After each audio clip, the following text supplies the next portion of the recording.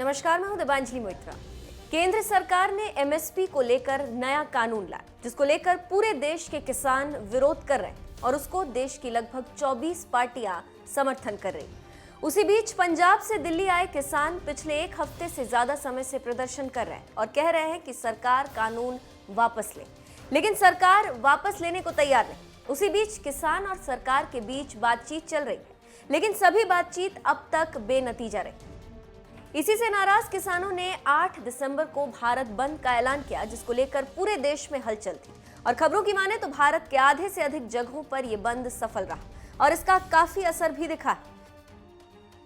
नुकसान के बारे में बताते हुए सीआईआई ने अनुमान लगाया है कि एक दिन के बंद से देश की अर्थव्यवस्था को तुरंत के तुरंत 25 से 30 हजार करोड़ रुपए का नुकसान हो जाता है।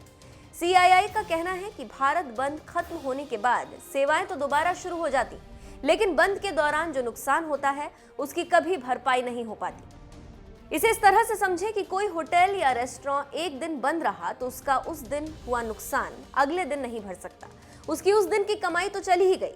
तो अब आप समझ सकते हैं कि एक दिन के भारत बंद से कितना नुकसान हुआ। यहाँ पर एक बात बताते चलें कि किसानों के मसले पर भारत बंद को लेकर कांग्रेस और बीजेपी का रुख समय समय पर बदलता रहा। अपनी सरकार के वक्त कांग्रेस ने जहां इस मसले पर भारत बंद का विरोध किया था, वहीं बीजेपी इसके समर्थन में थी। आज जब बीजेपी सत्ता में है तो वो इस मुद्दे पर भारत बंद का विरोध कर रही, जबकि आज कांग्रेस भारत बंद के समर्थन में है। साल 2012 में कांग्रेस ने एफडीआई सुधार किया था, इसके विरोध में बीजेपी ने भारत बंद का आह्वान किया था। उस वक्त कांग्रेस के कई दिग्गज नेताओं और केंद्रीय मंत्रियों ने भारत बंद को लेकर अर्थव्यवस्था को नुकसान का हवाला दिया था। तत्कालीन वित्त मंत्री पी चिदम्बरम ने बीजेपी के भारत बंद पर कहा था कि इस आंदोलन से देश की अर्थव्यवस्था को सिर्फ अधिक नुकसान ही होगा। उस वक्त कहा था कि उस तरीके से विरोध नहीं करना चाहिए जिससे आर्थिक नुकसान। अब यही बात बीजेपी कह रही।